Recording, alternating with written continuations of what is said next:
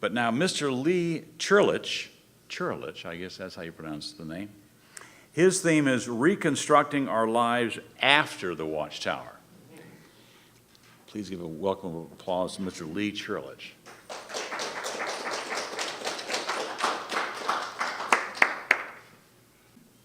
I've heard it said repeatedly that stage fright is a good thing. We'll find out.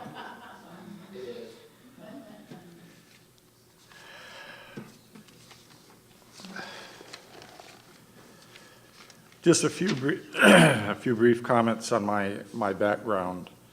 My name is Lee Churulich, as he mentioned. I'm a certified State of California counselor for domestic violence, rape, sexual abuse, and crisis intervention. And I was also a program manager for a large California drug and alcohol rehabilitation facility. I'm also a support ministry of Watchman Fellowship in Arlington, Texas. I'm active in a local Baptist church. My father was a chiropractic doctor, and I was raised from my earliest youth through my mother, who got involved with Jehovah's Witnesses after an attempted suicide. I left the Watchtower formally through disassociating myself at age 42 years of going underground as my best description. People ask me, when did I actually leave? And I would have to be completely honest, I started to leave the day I got baptized. Because it's not until you become involved and baptized as a witness as you see things from the inside out. But I decided I was going to try to be a good Jehovah's Witness because I saw hypocrisy in religion in general, and I was going to be a good Jehovah's Witness. Well, it's like ultimately trying to be a good Ku Klux Klan member. Everything doesn't match up. I had been active in congregation, circuit, and district assemblies, regular pioneer 2 years, elder meetings and so forth. Not an elder, but elder meetings, public talks, and so forth. I lost my wife of 24 years and 8 children as a result of a teaching of Jehovah's Witnesses that some are unfamiliar with called grounds of absolute spiritual endangerment. That means once you become irreconcilable towards Jehovah's Witnesses, the Watchtower Society agenda, they advocate divorce. Our children were kidnapped, and it's not even considered kidnapping once they're removed by a married spouse outside of the state of residence from California to Kansas with the aid of other Jehovah's Witnesses. She refused to come back. She ended up with her folks in Leavenworth, Kansas, of all places. 2 months later, I got notice in the mail that she was filing for divorce on the grounds of irreconcilable differences. Not wanting to get divorced, I consulted an attorney who told me that my only recourse was to counter-file for divorce in California, force the situation back to California, and hopefully things would become reconciled and then drop the divorce proceedings. Well, that didn't happen. She came back to California under duress, accused me of spousal rape and child abuse, which led to another big court battle, but was dismissed in court because she had perjured herself in Kansas in filing the court documents that I was a good husband and provider, but irreconcilable differences. She remarried another Jehovah's Witness man, 17 years her minor, the day our divorce was final, who ended up being a child abuser, sexual and physically abused our children. She divorced him as well. This resulted in 100% legal and physical custody of our remaining 4 children to my wife of remarriage, Vicky, who is in New York as a result of her own mother in critical condition presently. So our topic for this discussion is in relation to Reconstruction. And I'm going to start it off with a personal experience that graphically describes my view of Reconstruction. I mean, we've seen war, pictures of devastation, and so forth. But in 1999, they had massive wildfires in California, in Northern California, up in Redding, California. I happened to be a technician for a water department, and early in the morning, probably about 6 o'clock in the morning, it had been blowing heavy winds all night long, 60 to 70 mile an hour winds. And I got a call to respond to an advancing fire that had started by Shasta Lake and was moving in a southerly direction. And at 60 miles an hour, it was devouring everything in its path. Since I was familiar with the water department and the locale, I was the one that spearheaded the movement of the fire departments and the police department in the territories, because as the fire burned, everything disappeared. No signs, no trees, no houses. I watched on that day over 100 homes burn down, and there was nothing we can do. 100 homes. Because it was extremely dry grasses, brush, low humidity conditions, and so forth, and 60 mile an hour winds. I watched over Highway 299. Yeah. Reached like a big fiery hand over the highway, a 60, 80-foot highway, from one side of the highway to the other. Just like a massive, unbelievable hand, like some sci-fi movie. I had a free pass, needless to say, in the movement through the district because of being a service technician. I was taking people in territory that otherwise they would be completely lost in. And it was so devastated, it was even difficult for me at times because everything had burned and was almost unrecognizable. There was no water because it had burned down the telephone poles, the PVC lines. There was no water to the pump stations and everything, and it was completely devastations. I was in our neighborhood and watched the fire advance towards our own home, and thought that that may be the last time I saw our home, as we had to leave through the dense smoke. Turned out that all of our neighbors' homes surrounding us burned, and it also caused $35,000 of damage to our property with equipment and so forth, but did not burn our home because we have a farm and it was surrounded by a green belt. Thousands of feet of plastic drip irrigation line, maybe you know what I'm referring to, burned like a firecracker fuse on the ground, thousands of feet. It would just follow that and burn. The aftermath was like a devastating nuclear holocaust, blackened, smoldering, dense smoke as far as we could see. That evening when I showered off, I rinsed off black as ink from being all day long in the smoke and soot. Year by year, recovery from the fire is evident. 20 years later, unless a person knew of this event, they would not be able to detect, aside from maybe a burnt fence post here and there, that there was ever a fire. This was 1 year after the divorce and loss of my family, so it was in close coupling to that. Someone directed me to read the book of Job, how Job had lost his family, and it spoke about a storm that pursued him after the loss that caused him to lose his family. And it was just interesting to read that account. After this situation, and after having my family lost through the Watchtower Society involvement, it's hard to fathom how a person could fail to be an activist in response to the destruction of one's family, mercilessly. In good conscience, I feel I cannot do otherwise, and I've spoken to many others that feel likewise. Really, we're in a war, a spiritual war that demands our best efforts, and the people that are in that position are people that have experienced the dark side of what the Watchtower Society represents. One of two things for certainty is true. The Watchtower Society is God's exclusive chosen organization, or number two, it is not. If not, it is a diabolical fraud, the alleged truth, counterfeit, which any honest, truth-seeking person would want to know for the sake of themselves and others. Let's imagine together someone we consider to be a trusted friend. What if, very sadly, this friend was found out to have lied, misrepresented, deceived, and had further caused great injury to us, our family, and loved ones. Further, it was proven to us for a certainty that this had actually occurred, not once but countless times. And when this so-called friend, who we may have known and trusted for many years, was confronted with these allegations, there was no admissions, apologies, an unwillingness to discuss, no repentance, asking for forgiveness, but rather denial, cover-ups, and further lies.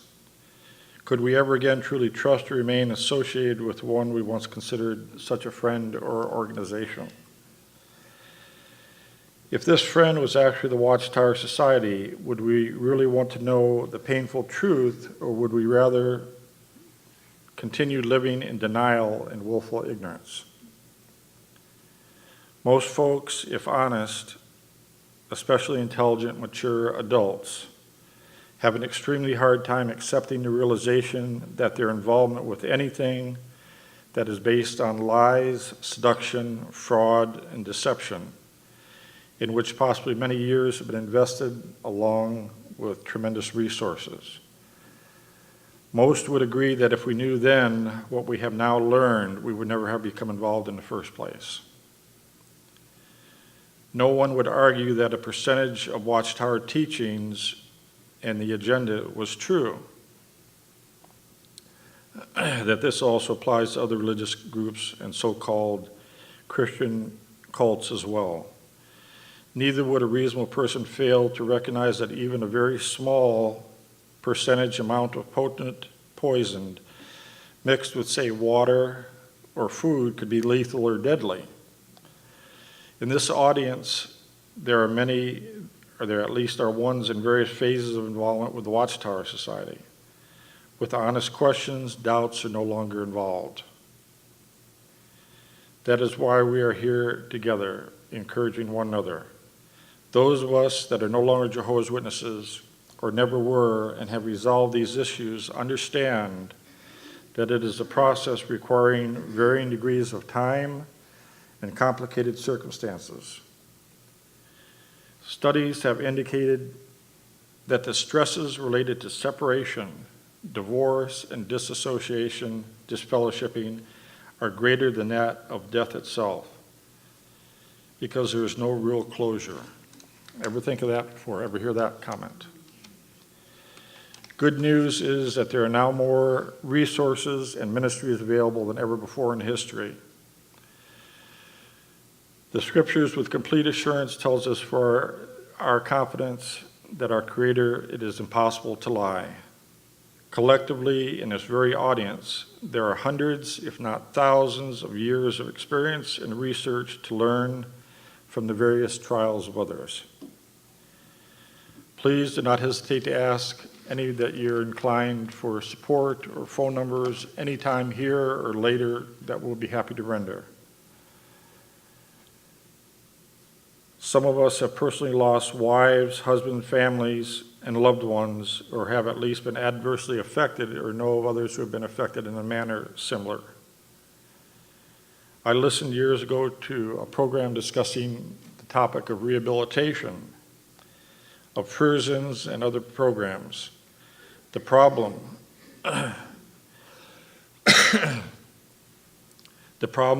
there was never the right basis of truth, the right foundation, crucial to start with. You can't rehabilitate somebody if they don't have the right foundation to start with, and that's where many of us have found ourselves. To return to the same will not work, it is not the answer. So when we think about reconstruction, we have to start from the ground up. I reason the same involved with our involvement with the Watchtower Society, clearly. Our Creator has given us countless free gifts and promises. The Watchtower Society would have people believe that these come only through idolatrous slavery, obedient devotion to the Watchtower Society. Do we choose freedom through Jesus Christ? If Jesus Christ sets you free, you will be truly free indeed, is how some of the translations render that. Or deliverance. we can remove ourselves from the Watchtower society, but there's other scriptures that indicate that it's actually a matter of deliverance, that the Lord has specifically delivered us. It's hard to believe in the 1970s, I pioneered up in Northern California as a Jehovah's Witness for 2 years, trying to witness and convert Mormons to be Jehovah's Witnesses. And others of us have done probably similar things. Reason is understanding relative to truth. Jehovah's Witnesses have a reasoning book, but what relevance is that reasoning book if you don't have truth as a basis? Reason is understanding relative to truth. Truth is consistent and congruent. If we were to ask a Jehovah's Witness if they consider themselves to be reasonable persons, what do you think they would say? Very likely, they would not only say yes, but actually consider themselves to be the only and most reasonable of all people. But is this true? That's exactly 180 degrees from my life experience of the truth. Being reasonable requires understanding truth, not fiction or fantasy. I talked to Dwayne Mignani years ago, and he says one of the main difficulties that are experienced by all the ministries is that most Jehovah's Witnesses and people trapped in cults are not honest people. They don't want to face the truth when they're presented with the truth. So you have to be an honest, intellectually honest person to start with.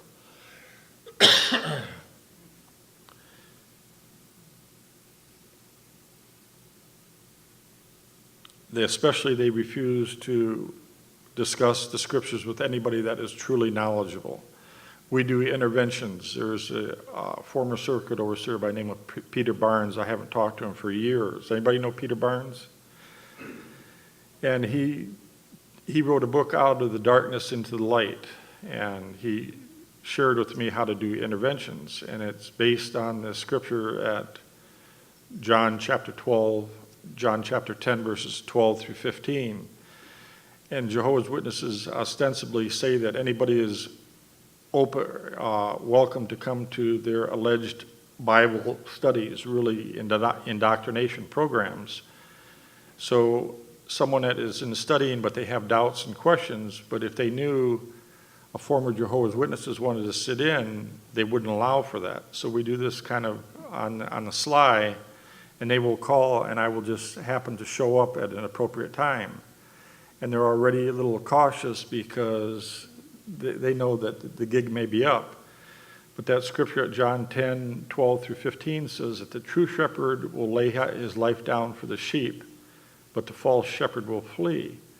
And that very scripture proves to people that when Jehovah's Witnesses are confronted with the truth, they refuse in most instances to examine the evidence that would point to something contrary to their present beliefs.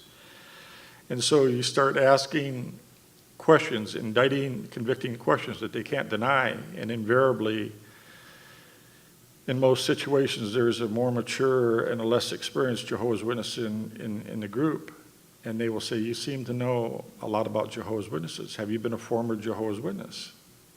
Well, I have been, but am I going to tell them that? No. Am I going to lie to them? No.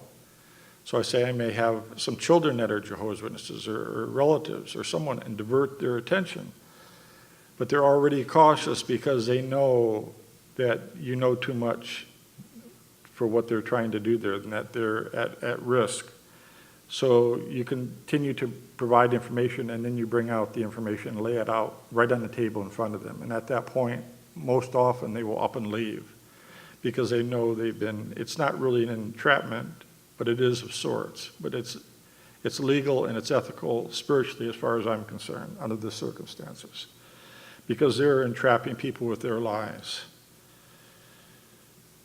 Before we can reconstruct our lives after involvement with the Watchtower or others, we must re-educate ourselves, deprogram, recognize the pervasive mental conditioning and indoctrination we have allowed ourselves, even ignorantly, to be subjected to, possibly for many years. As Jehovah's Witnesses, not an easy task. We must consider our new life reality paradigm So a paradigm is like a big jigsaw puzzle. That word may be unfamiliar to some, but if you view the worldview or picture of reality as lots of different pieces, when you reconstruct your life, you have to examine all those different pieces according to a Christian worldview, not a Jehovah's Witness worldview. And sometimes it even helps to keep a notebook or write it down that you start from scratch, because one thing that people don't realize when involved with Jehovah's Witnesses is how much time and resources are being expended in involvement with Jehovah's Witnesses. A tremendous amount, thousands and thousands of dollars. When I look back on my involvement with Jehovah's Witnesses, not to count how much the children were spending time, and the wife was spending time and money without my knowledge, and gas and repairs to the vehicle and donations and what have you, all that accumulates. All those things can change completely radically and give you a whole different financial picture to work with. All the pieces of the puzzle.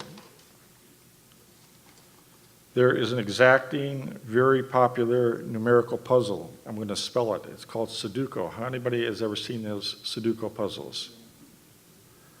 It's spelled S-U-D-O-K-U.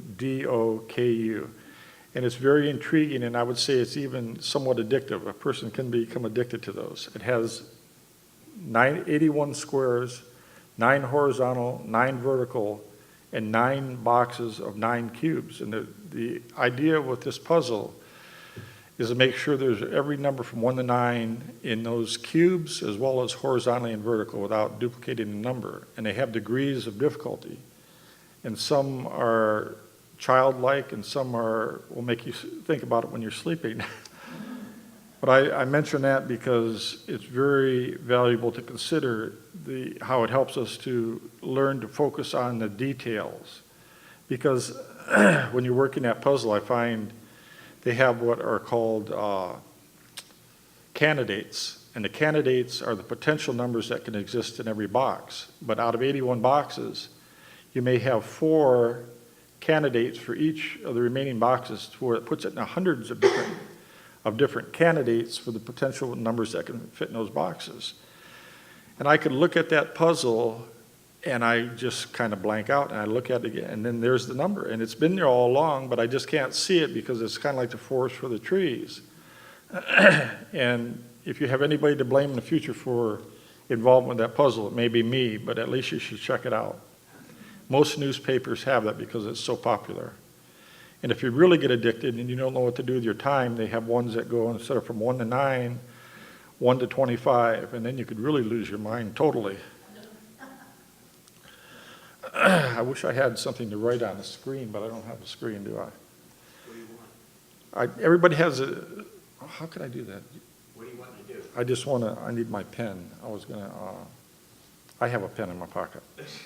I'll just write it on the back of one of these sheets here. Or if you got a clean sheet of paper, it would be helpful. Okay. I was hoping there was going to be a chalkboard. So take on your sheet of paper and write something comparable to this. You're not going to be able to see this. I got a sheet. How many can see this? With 9 dots. This is a psychology puzzle to help people to think differently. And if you know the answer to this puzzle already, don't share it until afterwards. Now here's the directions for trying to solve this puzzle.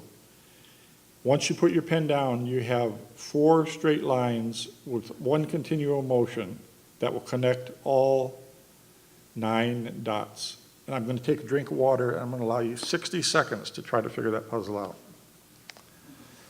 And there's a very important lesson that's learned from this puzzle. 9 dots, 3, 3, and 3. 4 straight lines. You start, you interconnect them, and you connect all 9 dots. And time's clicking.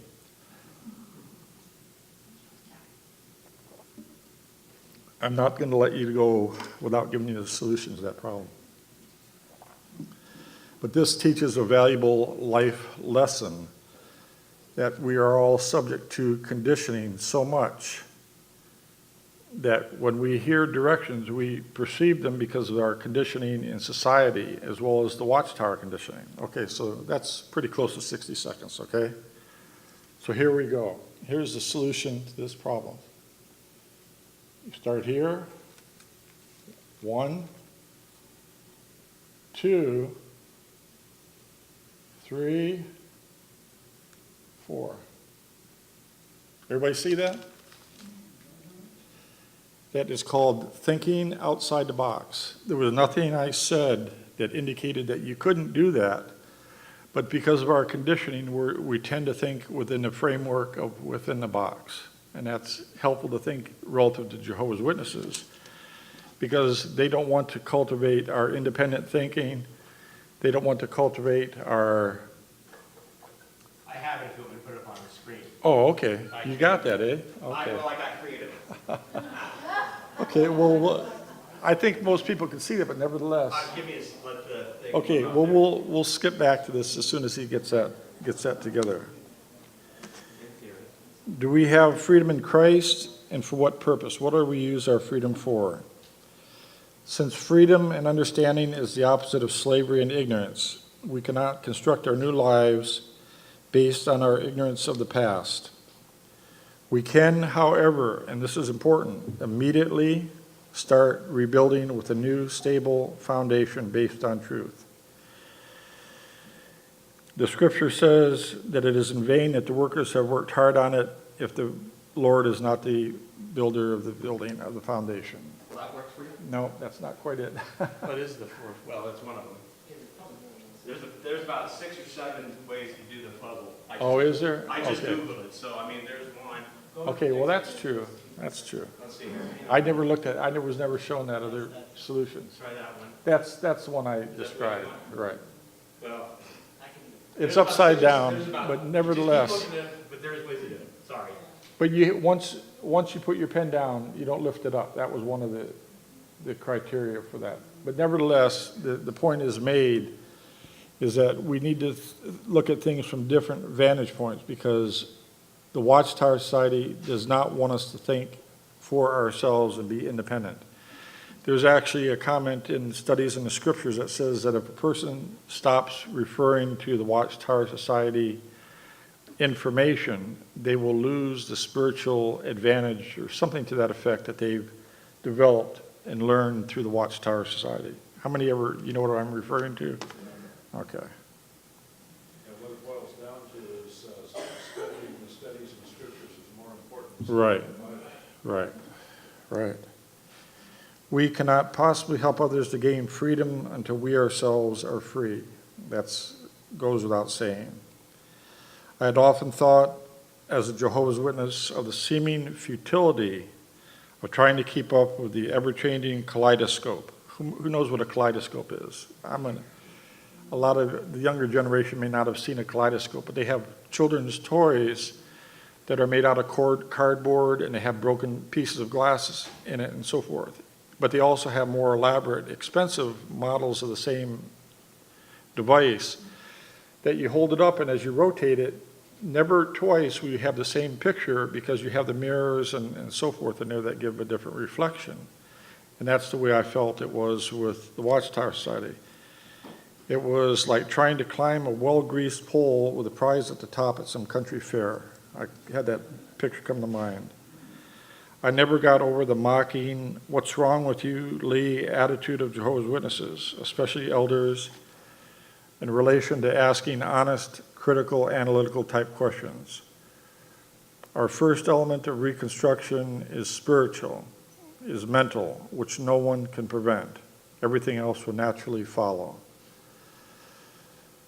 I know this is hard, but try not to get discouraged. It may have taken many years to build our lives on the Watchtower Society inspired foundation.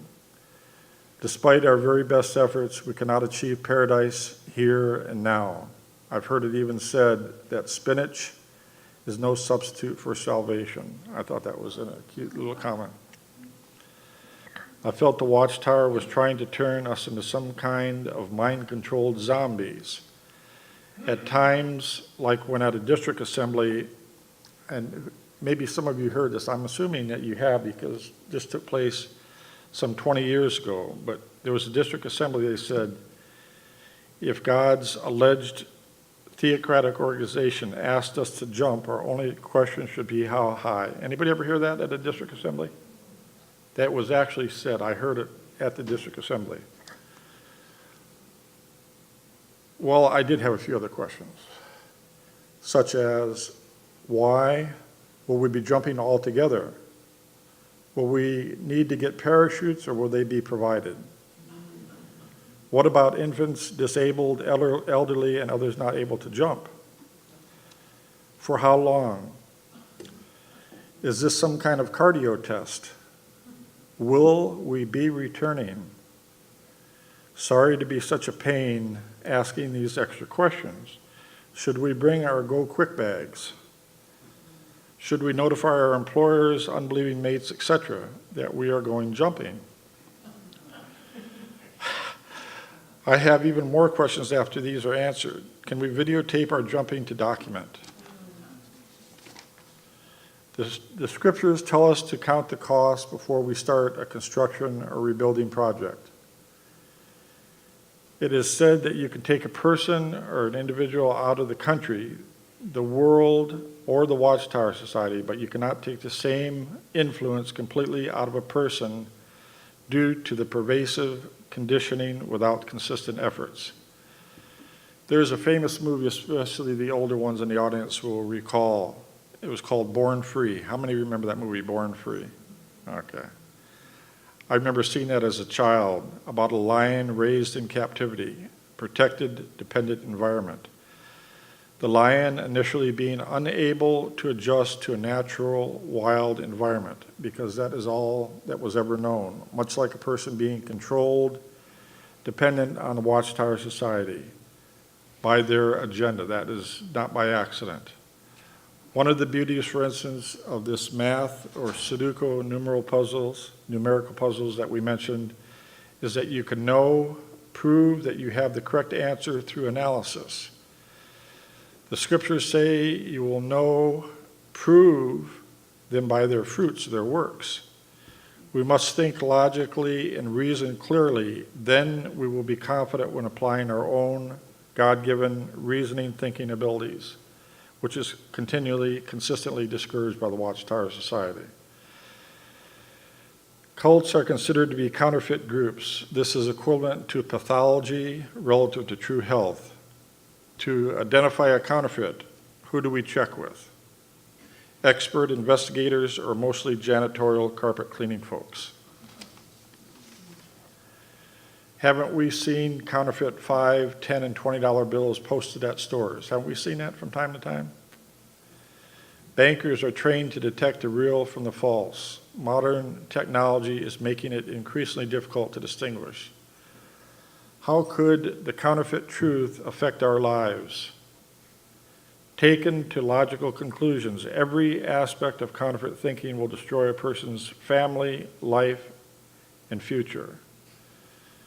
We cannot stop the counterfeit mind control process until we completely cut off the flow of false information and indoctrination.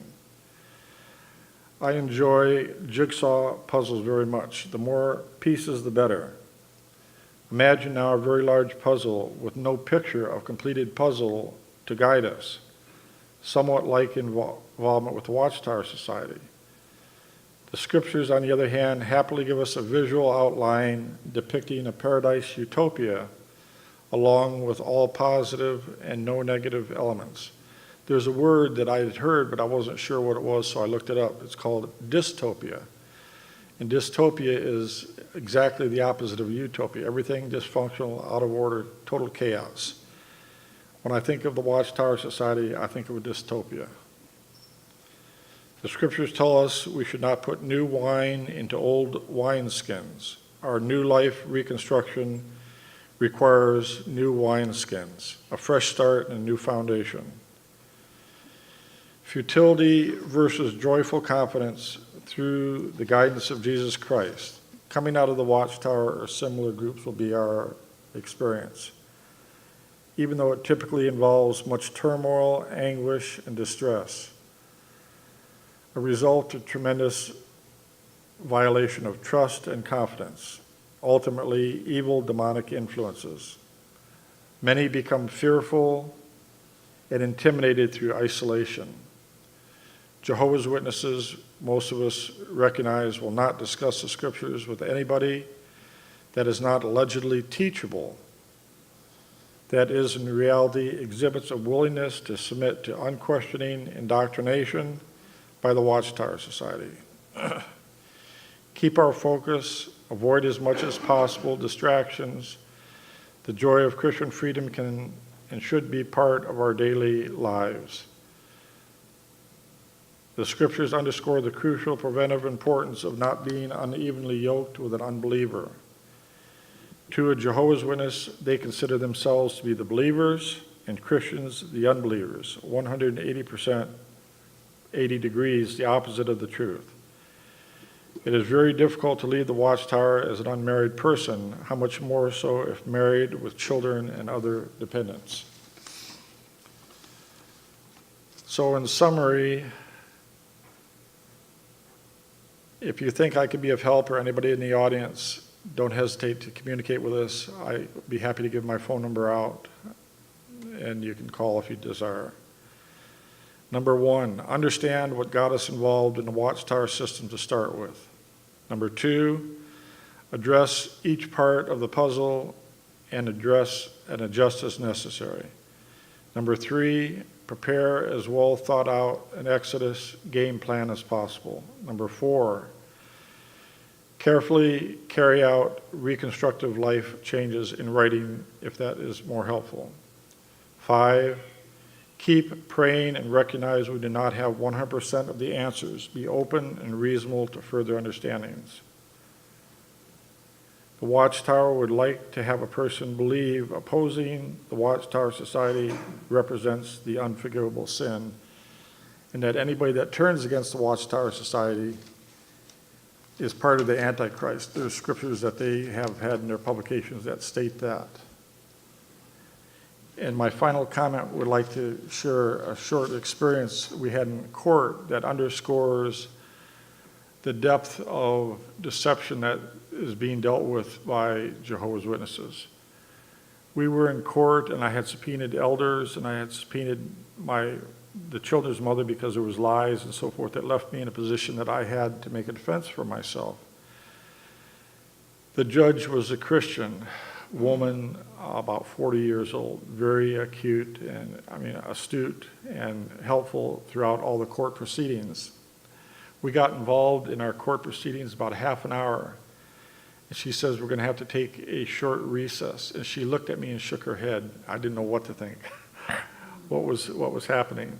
She comes back and she says, we've got a potential problem that is capable of being resolved, but it's my decision. It turns out the court stenographer was a Jehovah's Witness. So the court stenographer ended up being a Jehovah's Witness. So she said, but the solution we had in mind was we will concurrently tape the proceedings so that there's a record of it, but it's still your decision because it represents a conflict of interest. And I said, well, by all means, let's proceed, because I had gone through the expense and the time and taken off work to get all the subpoenaed people at court, including the elders, that had come into our home and that placed the spiritual headship, allegedly, with the mom at our own kitchen table. And I made him intentionally wait through all the proceedings that lasted 5 hours. And right before noon, he waltzes up to the judge and hands the judge a document and says, hopefully this will conclude this hearing. And she says, did you make copies for me? So she took and made a copy for me. And the copy was ecclesiastical exemption as an ordained minister of Jehovah's Witnesses. Is a document from the Watchtower Society. I have a copy of it, if anybody needs a copy of that for their reference material. So right at noon, the judge says, I'll review this during the lunch recess, and I'll let you know my decision at 1:30. So come 1:30, everybody was in anticipation of what was going to happen. everybody sits down and the judge comes in and so forth, and she says, "Take the witness stand to the elder. I will be these were her exact words, I would be very careful not to tread on your ecclesiastical exemption." So I had a chance to interrogate the elder for well over half an hour, and he lied and was deceptive and so forth. And it was really exasperating, but the judge understood that, and she made comments in the previous court cases that you may not be able to get them to tell the truth. Well, there's a lot of certain legal tests, and not being an attorney, I didn't know the legal tests for perjury, but they were lying, and that should have been the test in my estimation, but it was not. And earlier in the case, there was a question come up about a book that was prepared by the Watchtower Society called Preparing for Child Custody Cases. Anybody ever seen that book? Preparing for Child Custody Cases. It's an insidious book that allows the children to lie and that they are studied with to prepare for their answers in the court and in mediation sessions and so forth. So I asked moms up on the witness stand on this other occasion as well. And I hold up the book and I say, "Is it true, or have you been tutoring our children out of this book to prepare for what to say or what not to say in court?" And she says, "No." And I know she hadn't, she was lying. So I'm in a quandary what to ask. And the judge holds up her hand gently and she says, "Allow me to rephrase the question. The court has learned that you're very word specific," she says to Mom, "and that it's obvious that you did not tutor him out of that book. Do you have one of your own?" she says. "Do you have one of your own or any other material or any other questionings or discussions that you've had with the children about what to say or what not to say in the court proceedings?" And she says, "Yes." She says, "Well, you've violated the intention of the question because you knew full well what was being asked." Well, it turns out when you go to family mediation, which is appointed by the Superior Court, in the family mediation, the children are not interviewed in conjunction with the parents. It's done separately. So the children go in and they say what they're going to say, and the parents don't know what they're going to say. And so the children were lying, being put up to it by Mom and Jehovah's Witnesses, intimidated and fear, and I don't blame the children because they're all minor children. But when the reports came back from the family mediator, there was negative derogatory information that was contained in the reports. And so I filed an appeal with the Superior Court. You're going to like this next part. It gives me chills just think about it because of the boldness of this judge. She decided to take personal action upon this grievance. She showed up at the mediation session unannounced, that the children didn't know what was happening. She was standing at the door. She says, "Oh, what is that notebook you have there?" She says, "Let me take a look at that." And so she started to collect the notebooks from each of the children about what they were to say and not say in family mediation. And the children sit down and now they're really disturbed because they don't know what is going to happen. They don't have the notes to go by. She says, are you going to give us your notebooks back? Are you going to give us our notebooks back? No, you don't get your notebooks back. Well, why not? Well, because you don't need them. You're going to tell us the truth, aren't you? And they said, "Well, yeah, but we need our notes." And the judge said, "Well, you're not getting them back. And we're going to ask you just some questions. And the questions we ask you, we're going to answer them honestly." So she's in there listening and interceding in this mediation session. Everything was changed. They threw out all of the comments by the children on all previous occasions as tainted material, and she reprimanded the head family mediation person that was conducting those sessions, which was only rightful. So thank you for your kind attention, and I'll be happy to talk to anybody afterwards.